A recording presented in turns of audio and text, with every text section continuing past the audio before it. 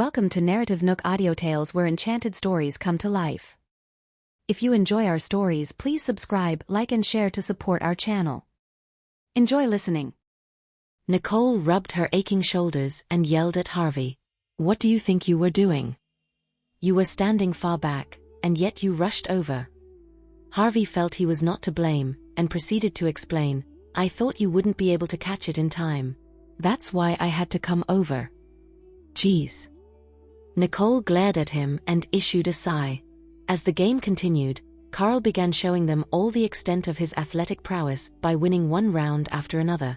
Once they were nearing the end, he and Nicole were the only ones left playing.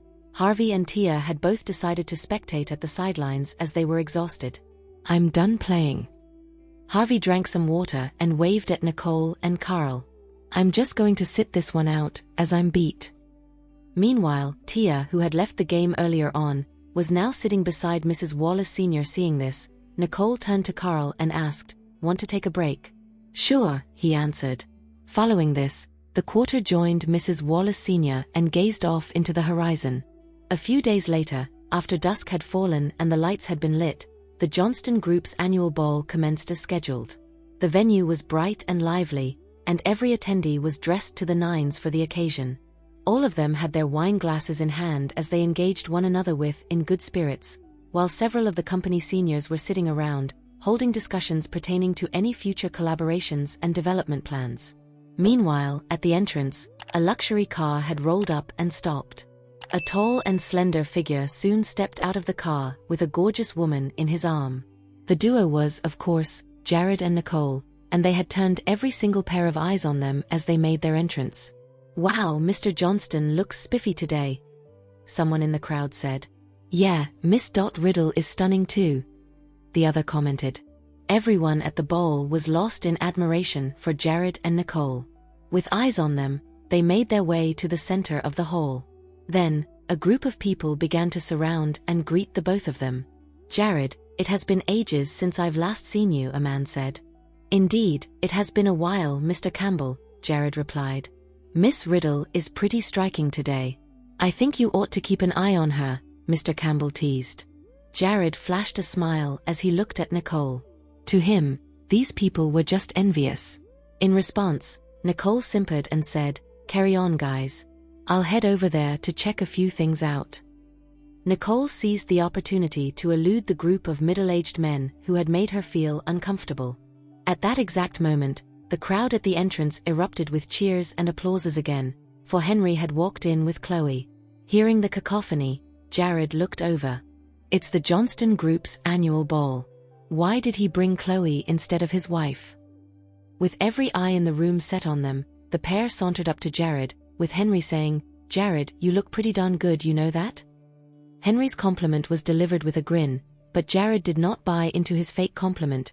"Yeah, I'm fine, I guess." "Jared." Chloe eyed Jared, having tried to seduce him every now and then. "Nicole isn't here with us today, is she?" Henry asked, as she was nowhere to be seen. "She is on the other side, having a chat with her friends," Jared replied. Henry turned to Chloe, signaling her to join the others over there. Then, she shot Jared a glance and said, "All right, I'm heading over there. I'll leave you guys to it, then." "Henry, you've finally arrived. We've been waiting for you." Mr. Campbell approached Henry with a grin. "My apologies, Mr. Campbell. I see that the evening has just started, and you can't keep all that charm to yourself already," Henry said, implying that Mr. Campbell was already hitting on the women at the ball. "That's hilarious. What can I say? I'm not as swooning as you are, Henry. Look at your +1. She's an international star." Mr. Campbell laughed, all while his eyes were fixed on Chloe. "If you're interested, I can always set you up for dinner." Henry guffawed. "I guess I'll have to thank you in advance." Jared felt nothing but disdain for the two men and the nature of the conversation they were engaging in, and strode off without excusing himself. When Henry turned around to speak to him, he was already gone. "Jared, how is your grandfather holding up?" Daniel asked, as the two men had huddled themselves at a quiet corner of the hall. "I was informed that he has regained consciousness." "Yeah, he is recovering. As of recent, he has begun to sit up. Jared looked at Daniel, thankful for his concern. That's great. Daniel beamed. Your grandfather has always been a strong and healthy person, so I do not doubt that he is having a speedy recovery. Yeah. Dad, what are you guys talking about?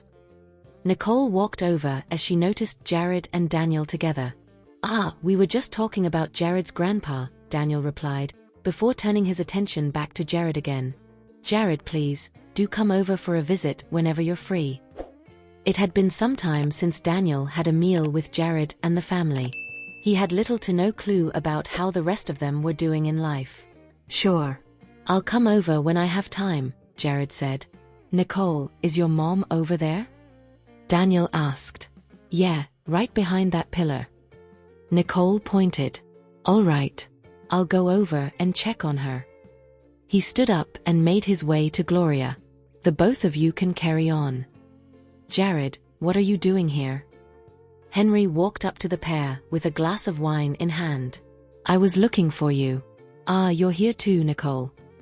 Henry, Nicole replied with a nod and a smile. Henry then looked at his nephew. Jared, I've never had the chance to ask you about Martin's project, which you have been investing in. How is it going? Now that we're here, we can talk about it for a bit. It has been running without a hitch. The products were all mass-produced and the sales were pretty good, Jared informed. Oh, but I was told that their products are not well received in the market. According to the data, a lot of people are still not able to afford the product, Henry argued. Henry kept his eyes on Jared after he had said his piece. He was awaiting Jared's response. If his nephew couldn't offer him a satisfactory explanation, Henry would do what he deemed was necessary. The price is definitely on the higher end of the spectrum as of now. This is because the cost of raw materials have been skyrocketing. When the cost returns to its previous market value in the foreseeable future, the price of our products shall be re-adjusted to be more economical. When that happens, more orders will be coming in, one after another, Jared said, confident in his projections. What you said makes sense. I'll be looking forward to seeing the good news in the next quarterly report, Henry replied, implying that if sales did not improve by the next quarter of the year, he would have to withdraw from the project. Jared could only put up with his antics, as he was dealing with a person who was short-sighted and utterly incapable of thinking past short-term gains. If Jared was now still the person he was years ago, he would have foregone the conversation and shooed Henry away. It was then that music began to fill the room. Henry brought Chloe to the middle of the hall, bobbing and weaving to the rhythm. Soon, the pair began to dance with everyone in the hall watching them. Chloe swayed and twirled in a surprising display of grace in Henry's arms, but she would dart her eyes at Jared from time to time. After the first song had ended, members of the crowd brought their partners to the floor, joining Henry and Chloe. Jared followed by leading Nicole to the dance floor, on which they proceeded to cut a rug like a pair of professional terpsichorean. With dapper suits and silken gowns paired with songs and dances, the event went into full swing, as the hall erupted into a dazzling display of glamour and beauty. Everyone present became even more appealing, as they danced the night away. After a few sessions, Nicole pulled Jared off to the side. Let's catch a break for a while and watch them. Indeed, Nicole did not wish to embarrass herself in front of others any longer. She felt that, while the people in the crowd were envied by many, they were also clowns in the eyes of many others. Out of the blue, a person walked up to Henry and whispered something into his ear. Soon after, he hurried out and left Chloe in the room all by herself. Wait, what just happened? What made him skedaddle? Nicole queried as she watched Henry hightailing it from the premise. Concurrently, Max approached Jared and said, "Sir, the hospital just called. Mr. Johnston Sr. is in danger." What? Jared yelled. Something just occurred in the hospital. I'll have to rush over and check it out. I'm coming with you, Nicole said, whereupon they hurried out of the place. The duo sped over to the hospital, and when they threw the door to the ward open, they saw that the doctor was already there, attempting to save Mr. Johnston Sr. What happened? Jared asked the nurses in a grim tone of voice. I'm not sure either. I rushed over to check on him the moment I heard the bell. When I came in, I noticed that he was not in a stable condition like he used to be, so I called the doctor over. The doctor said that he is suffering food poisoning and here we are trying to save him." The nurse cried, for if anything were to happen to Mr. Johnston Sr., she wouldn't be able to compensate them. After gaining a brief understanding of the situation, he anxiously stared at the doctor who was trying to rescue Mr. Johnston Sr. "Don't worry. As they've managed to identify the cause, they will be able to save him," Nicole said in a gentle tone of voice. She was attempting to comfort and assure Jared, knowing that he was in a state of anxiety. The doctor was panting and sweating profusely. Yet, Mr. Johnston Sr.'s condition had not improved. Fortunately, it was then that Nicole remembered that she had one of the beacons in her possession. She strode up to the hospital bed and injected Mr. Johnston Sr. in the arm with the concoction at once. With the doctor's efforts to revive him, and the medicine taking effect, Mr. Johnston Sr. was jolted awake with a loud gasp. "Grandpa, what happened?" Jared hurried over to check on him. "He's fine now." Nicole looked at Mr. Johnston Sr.'s expression, knowing that the poison had been expunged from his body. The doctor panted and checked the vital sign monitor beside him. Seeing that all of the indicators were where they ought to be, he breathed a sigh of relief and turned toward Jared. "Sir, the patient has been saved." "Thank you." The doctor waved his hand. "No. We have Miss Riddle to thank for that. Her injection worked." "Thank you so much, Nicole." Jared turned to Nicole with gratitude swelling deep within. Whenever Mr. Johnston Sr. was in danger, she would always be there to whisk him away from the light at the end of the tunnel. She truly was his guardian angel. "We should keep a lookout for Mr. Johnston Sr. first," Nicole said, keeping her eyes on Mr. Johnston Sr. who was lying in bed, restless and exhausted. "Grandpa, you're all right now. Nicole saved you," Jared murmured to his grandfather. Mr. Johnston Sr. looked at Nicole and blinked as a way of expressing his gratitude, to which Nicole responded by smiling back. "It's okay, as long as you're fine." Seeing that Mr. Johnston Sr.'s situation was now stable, Max walked over to Jared and whispered, "Sir, I happened to notice something strange outside the ball. I believe that the person who opened the car door for Henry had a pentagram tattoo on his hand." Jared spun around and stared at Max with a look of concern. "Are you sure about that?" "Yes. Although there was some distance between us, I managed to get a good look thanks to the headlights of a passing car," Max replied, staring back at Jared with a solemn look on his face. "Could Henry have sent that man with the pentagram tattoo after my grandpa? But why would he hurt Grandpa? What is going on?" "Sir, should I look into this matter?" "Yeah. I need you to find out if that man with the pentagram tattoo is one of Henry's goons," Jared ordered in a serious tone. "Understood. I'll get right on with it at once." Meanwhile, Henry and the man with the pentagram tattoo were headed to the suburbs. Located there was an abandoned factory where Conrad and his family were huddled up in a dark corner. On the other side of the factory, Jared's man could be seen, gagged, and bound to his chair. Henry put a mask on and walked in. He glanced around at his surroundings while Conrad ignored him. Then, he walked over to look at Jared's man and gestured at his goon, giving him an order to interrogate them. "Who ordered you to go after Conrad?" the tattooed man said. "Spill." "No one sent us," Jared's man replied. "He owed me money and I was there to reclaim what's mine." "Conrad, do you know him?" the tattooed man asked Conrad. Conrad shook his head in fear. "I don't know him at all." "Did you hear that?" The tattooed man punched him in the gut, creating a loud thud. "Now spill and tell me the truth." "I'm telling you nothing but the truth," Jared's man said, coughing. "You have nothing to gain from beating me to death. Let's see how long you're able to keep up the charade." The tattooed man proceeded to pummel Jared's personnel in the gut, causing him to retch and vomit blood. "Are you going to tell us the truth or not?"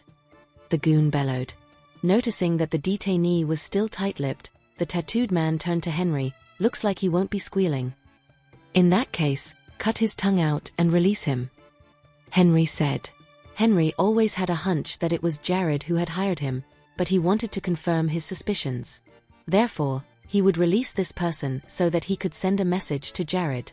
He wanted to see how his nephew would react upon seeing the man removed of his tongue. After releasing the man, Henry removed his mask and threw it on the floor. "Conrad, if you dare snitch, I'll see to it that you'll suffer the same fate." "I did not see or hear anything today, sir." Conrad trembled, for he was frightened to his very core. Henry turned around and looked at the tattooed guy. "I think someone has been tailing Conrad. Find a remote location in the mountains and keep him in the hideout. I'll let you know when the coast is clear." "Understood." "Follow me," the tattooed man said, and led Conrad and his family into an off-road vehicle before driving off. With that done, Henry pretended as though nothing had happened and went home. During the next day, Nicole brought Carl out on a ride to Ronnie's estate. "Carl, what do you think about this place?" "It's pretty large, eh?" Nicole asked, having been in a good mood. "The air is so much fresher here. It's as if I'm surrounded by nature." Carl rolled the window down and breathed in some of the crisp air from the surroundings. "Nicole, don't tell me you've brought me here so that we could go into hiding." Carl teased. "Hiding?" Nicole said. "You've got one hell of an imagination. Do you think I'd be able to afford a plot of land of this scale?" "Nothing is impossible," Carl said, smiling. "If the landlord is willing to sell it, I'll take it off his hands whenever I want and give it to you." "Yeah, granted he is willing to sell it to you, that is." Nicole jabbed. After driving for a while longer, Nicole halted and parked her vehicle at the entrance of a racecourse, prompting Carl to give her a look of puzzlement. "Why have you brought me here?" "I'm going to introduce you to my baby," Nicole said, her eyes brimming with joy as if she truly had a baby to show Carl. "Nicole, what have you been up to for the past few years? First came the gold cards and the factories, and now you're telling me that you have a baby? What is going on?" Carl asked, shocked by these revelations about her, and wondering how she had amassed these fortunes for herself. "Allow me to explain. The factory isn't mine, but the baby you're about to meet is indeed mine." Nicole flashed him a sly smile and made her way to the entrance. Ronnie was feeding the horses, but as soon as he heard footsteps, he turned his gaze toward the entrance. Upon noticing that it was Nicole, a grin crossed his face. "Why didn't you give me a call before coming over? I could have prepared something for you." "No worries, I'm no stranger to this place," Nicole said, as both she and Carl walked up to Ronnie. "Uncle Ronnie, allow me to introduce. This is my best friend Carl. I've brought him here today so that he can meet that horse which you've gifted me." "Hi Carl," Ronnie said. "Hi, Uncle Ronnie. Are you feeding hay to the horses?" Nicole asked. "Yeah. These horses need to be fed with quality hay each day, or else they'd get cranky." Ronnie laughed. "Have you fed Pinto?" Nicole asked. "I haven't," Ronnie replied. "But you can go ahead and feed him if you want." "All right, I'll pamper him with some treats." "Carl, carry this for me," Nicole said, passing a heavy bag of treats to Carl. "Uncle Ronnie, we'll be on our way now." Nicole waved at Ronnie. "Go ahead." Ronnie looked at the both of them with a smile. "Nicole, the baby you've been referring to is a horse?" Carl asked, surmising that it must have been.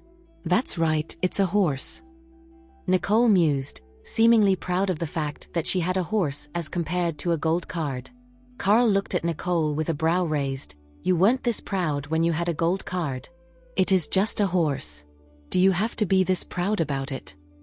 "You don't understand," she said. "This particular horse is Uncle Ronnie's favorite horse. It has been with Uncle Ronnie since it was just a fawn.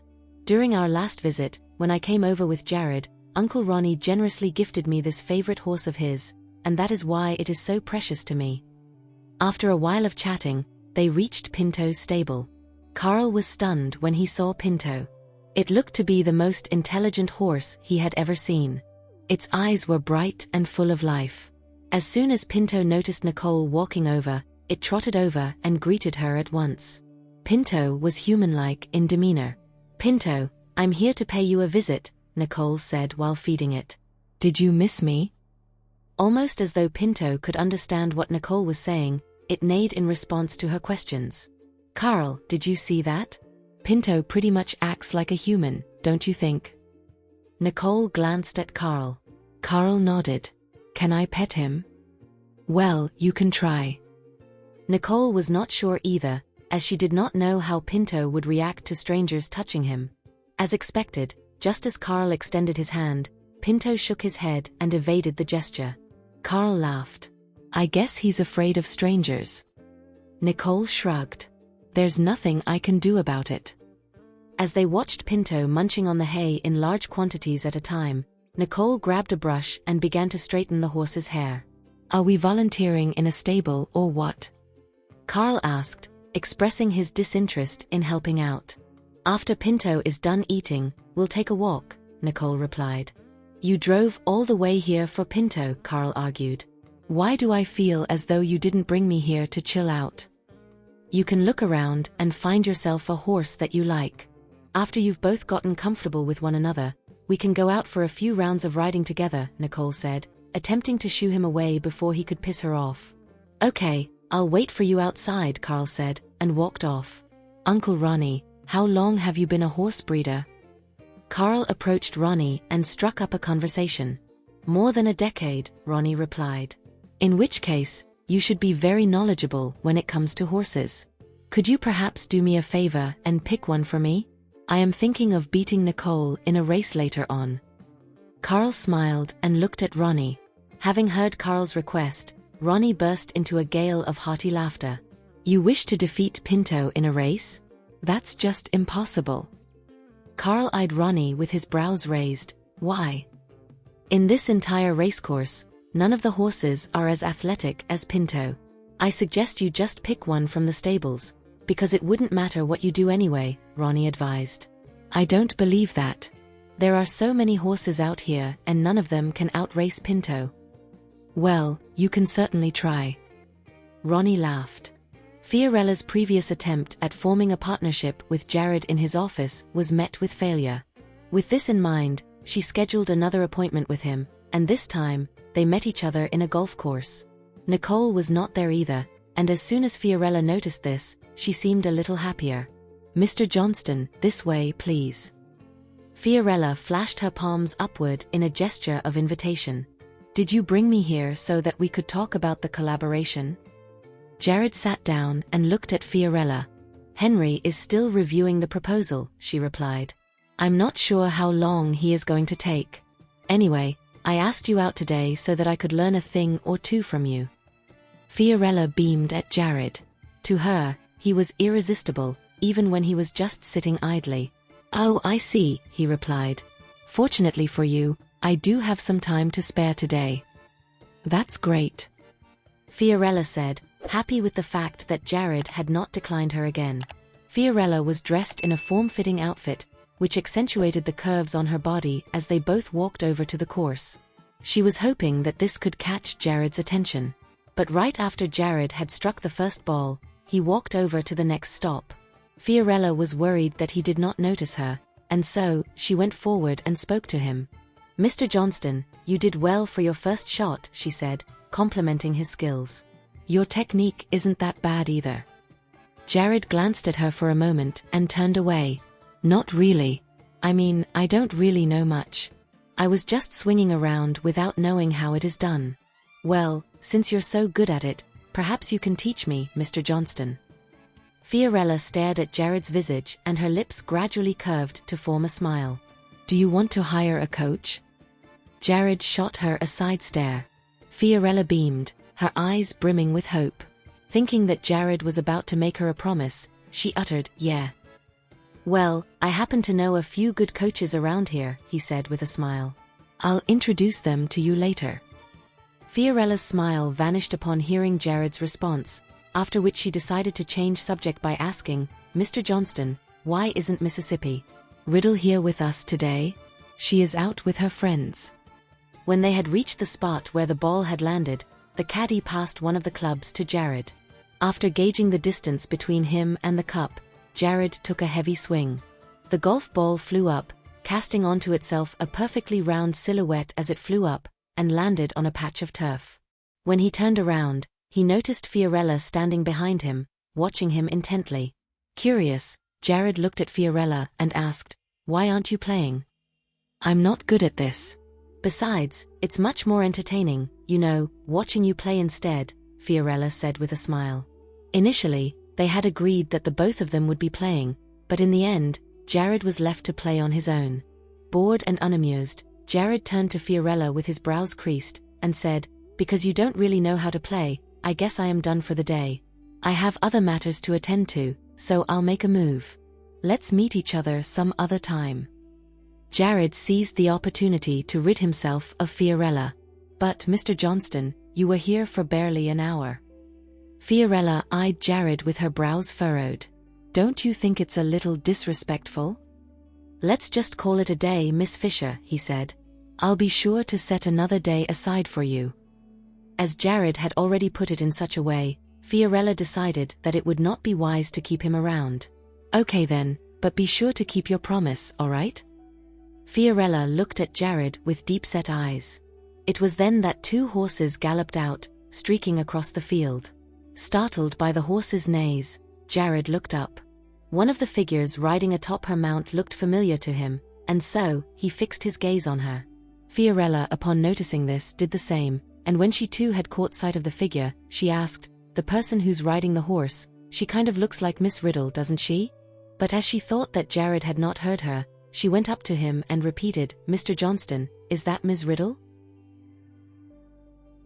"Let me check it out." Jared threw his club on the ground, after which he climbed into a cart and made a beeline for Nicole.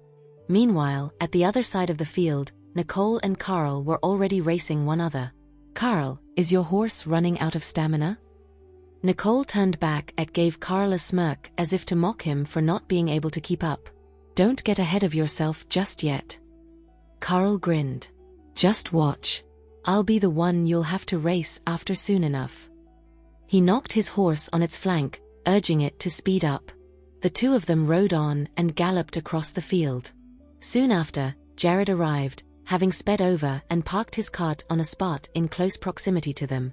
When he got down, he directed his gaze at Nicole, who was still dashing across the course atop her stallion. He could not help but smile at the sight. It seemed that Nicole and Pinto had developed a much stronger bond. Nicole was still cantering down the field when she looked over her shoulder. It was then that she saw a cart parked in close proximity, with a familiar figure standing beside it. Seeing this, she turned the horse around and made a beeline for Jared. Carl was in hot pursuit, but when he saw Nicole turning around, his brows creased. "Jared, when did you arrive?" Nicole approached Jared with a grin on her face. "I've been here for some time now. I saw you on horseback having fun after I've taken care of my business, so I decided to come over," Jared said, happy to see Nicole, especially after witnessing the style in which she rode. At that instant, Carl rode, and when he called out to Jared, his brows were furrowed. "Jared.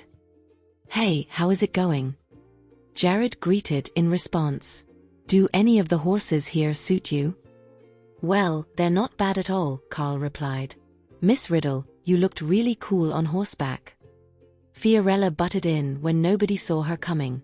"Fiorella, what are you doing here?"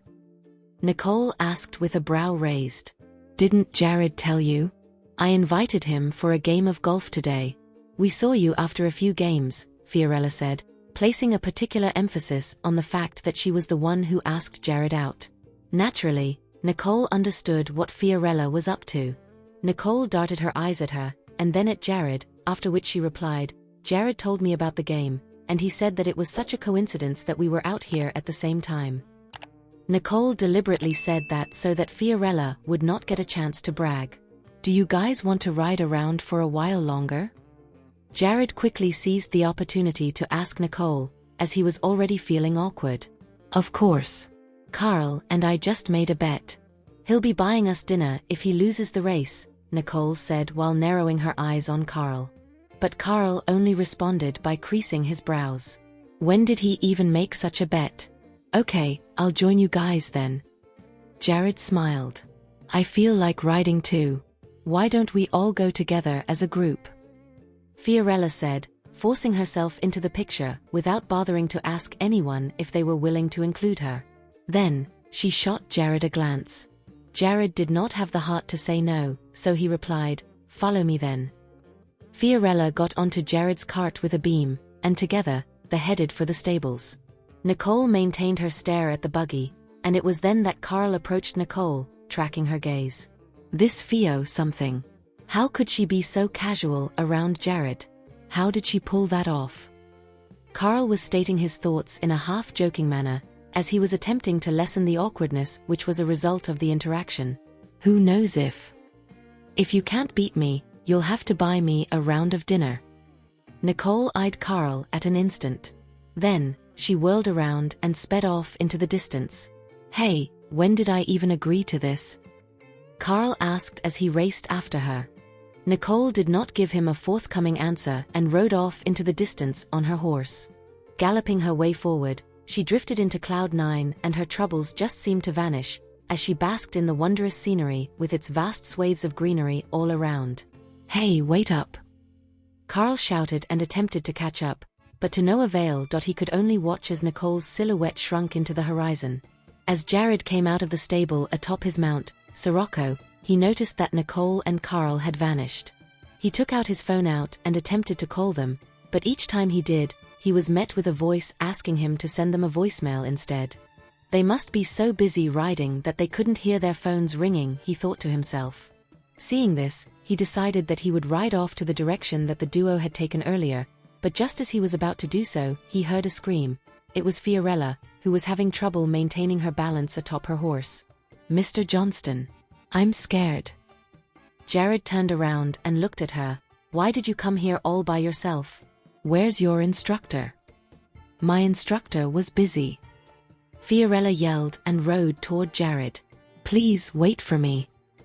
Jared was anxious, as he had little to no clue of Nicole's whereabouts, but with Fiorella already behind him, he could not turn a blind eye to her, or else, there would be nobody around to aid her if something catastrophic occurs. "Grasp the reins," he instructed. "Keep your feet on the stirrups. Don't pull on the reins too tightly, or the horse will stop." Jared was forced to accompany Fiorella and teach her some basics. It took her a while to get the hang of it. She was riding her horse at a snail's pace and would often scream from time to time, evoking Jared's attention and concern. "Mr. Johnston, why is my horse spinning around in circles?" she cried out while feeling dizzy. "Please come and help me out. Loosen the reins on the left side. Make sure you balance your grip on both sides so that your horse won't trot around in circles," Jared said as he stifled his urge to laugh at her. "How far have they gone that it is taking them so long to make their way back here?" Jared murmured while gazing off into the distance. Fiorella caught up to Jared and beamed at him. "Mr. Johnston, what are you looking at? By the way, where is Miss Riddle and that friend of hers? Didn't you say that we were going to ride horses together? Where did the both of them go? Have you gotten the hang of it?" Jared asked, his eyes still fixed at the yonder where Nicole and Carl had wandered off to. Realizing that Jared was after Nicole, she screamed and was about to fall off the horse's back when Jared whirled around and grabbed her. "Are you all right?" "I'm fine. I think I'm starting to get the hang of it now. If you wish to go ahead and search for Miss Riddle, I'll come along," Fiorella said, knowing that Jared would neither leave her here, nor allow her to come along with him. Jared looked at her and said, "No. Forget it. I'll stay here and watch over you as you practice. Judging by your skills, you are definitely not ready to gallop off at full speed." Then, he sighed and gazed off into the distance once more. "Thank you for coaching me, Mr. Johnston." She beamed. "I really appreciate it." It was Fiorella Fisher, he thought. If it was anyone else, I would not have given a damn. "Come, I'll teach you how to trot forward slowly," he offered. Although she would not be able to perform a full-speed gallop, he could gradually teach her along the way. Perhaps, they would even be able to catch a glimpse of Nicole by then. Jared then took Fiorella out on a ride. It did not matter how far they went, as Fiorella only cared about the fact that he was by her side. Her eyes were fixed on him the entire time. "What are you looking at?" Jared whirled around just in time to catch sight of the amorous look on her face, which startled him. When it dawned upon her that the look on her face was becoming lewder by the second, she turned and looked away at once. Mr. Johnston, the scenery over there seems amazing. Shall we head over there and take a closer look? She suggested. Nah, I'd say it is not that lovely. I'll take you to another location up ahead. We can get a better view there, he said, as all he wanted was to head off to the direction that Nicole had wandered off to earlier. Really? She asked. Well then, let's go. I can't wait. Although Fiorella had been here before, she had never explored the golf course. This only fueled her curiosity. Slow down, Nicole. Carl shouted, gradually closing the distance between them. Why are you riding so fast? We're just heading out for a meal. Geez, I think my back is about to snap. No, ugh, forget it. I'm just going to get down and walk, Carl said, and dismounted. Nicole turned around and trotted over to him, as she stared him down in dismay. We've only ridden for a short while and you're already whining about backaches. Don't you think you're becoming a wimp? What are you talking about? Who's the wimp here? Turn around and see how far we've traveled, Carl said while glancing over his shoulder. It was then that he turned to Nicole in confusion, unable to remember the way they came, and consequently, the way back. Nicole, do you remember the way back? Nicole stared at him, her face flushed due to embarrassment. I think I do, but not exactly. Oh well, it's not that important anyway. Excuse me? This place is vast, and if we were to get lost here, how will we find our way back? Carl yelled, having lost his cool.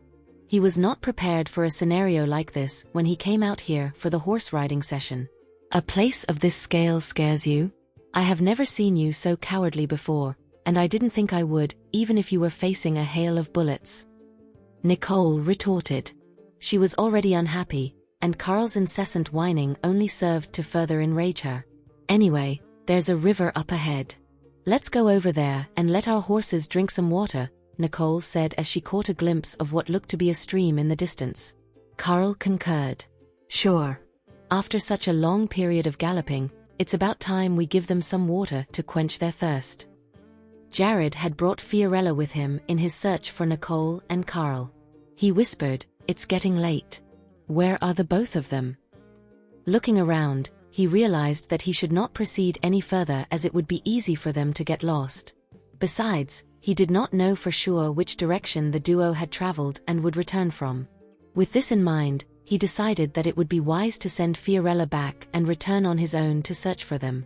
This place is very vast indeed, she said.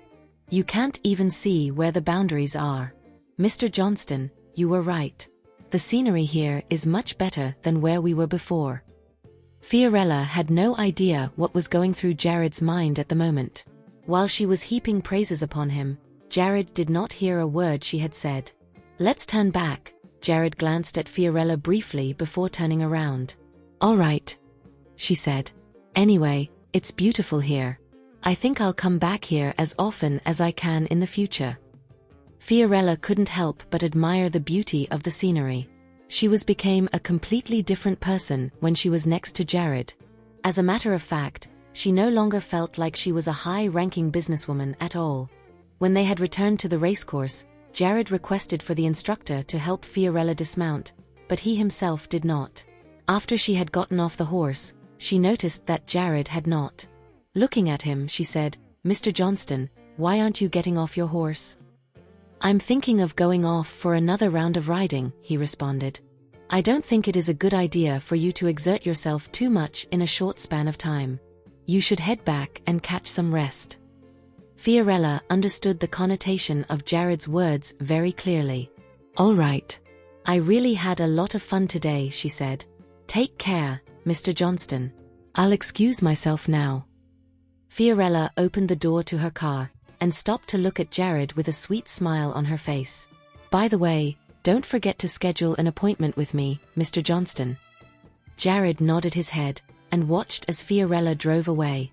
"All right, bring the dogs out."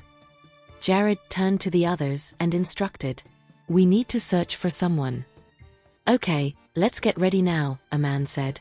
Jared brought a group of people with him as he rode across the grassland, but he still couldn't catch a single glimpse of Nicole and Carl. Stopping midway, he flagged down an employee who was familiar with this place and asked, "Is there a swamp in these parts?" "Yes, there's a swamp in the southeast. If you do not know how to navigate your way through that place, it'll be easy to get lost." Upon hearing the employee's words, Jared gasped. "All right. You should lead the way. Let's head over there and search." "Okay," he replied, after which the group galloped off southeast. After Nicole and Carl had given their horses their drink, they felt at ease with themselves. Turning to Carl, Nicole said, "Right. Let's head back." "Okay," he uttered, whereupon the duo rode out from the river and arrived at the side of a hill. Carl looked around, confused as to where he was, and asked Nicole, "Do you remember which direction would lead us back?" Nicole frowned, as she was galloping fast, and was not paying any attention to her surroundings. "No, I don't remember either." "What are we going to do?" "I mean, I can vaguely remember that the sun was our right when we came," she explained. "Now, I think we should follow the path with the sun on our left. We should also pay attention and look out for the hoof prints on the path. I think those will lead us back to where we came." Nicole surmised that she could trust her ability to survive in the wild, and as long as she remained calm, she would be able to find her way back. "Let's go. We must return to the racecourse before it gets dark." Nicole tapped the house at its flank with her feet, prompting Pinto to gallop forward. Carl followed at once, and this time, he was not far behind. "Mr. Johnston, there's a swamp right up ahead." The employee pointed to the grass in the distance to Jared. "We'll stop over there for a bit." "No, stop, Sigma Nu Sigma Sigma," St. Jared said with his voice raised, after which he turned to those around him. "Everyone, let's call out for Nicole. 1, 2, 3, Nicole." After yelling out for a long time, there still was not a response. At this moment, the sky had grown dark, and the sun that had been looming over them was already setting at the western horizon. "They're definitely not here, so let's just move and head back," Jared instructed as he glanced at the setting sun. "Okay." On the way back, Jared kept looking around, hoping to catch a glimpse of Nicole, to whom he would rush over in a heartbeat once he could see her. "Nicole, how long have we been riding already?" Carl asked, becoming a little anxious as the twilight began to descend upon them. "Why haven't we even reached the racecourse? We may really have lost our way," Nicole said with a solemn look on her face. "How about this? We take the reins off the horses, and let them find their way back to the stables. That way we can follow them back," Carl suggested. "It's getting darker by the minute," Nicole replied, analyzing the situation at hand. "There's no way we'd know if there are any wild beasts roaming around. If we are still moving about once dusk falls, it may be even more dangerous for us all." Thank you for listening. If you have enjoyed this story, please like and share so others can see it too. Also hit the subscription button and notification bell so you can be notified on our next release. Thank you for your support. God bless you.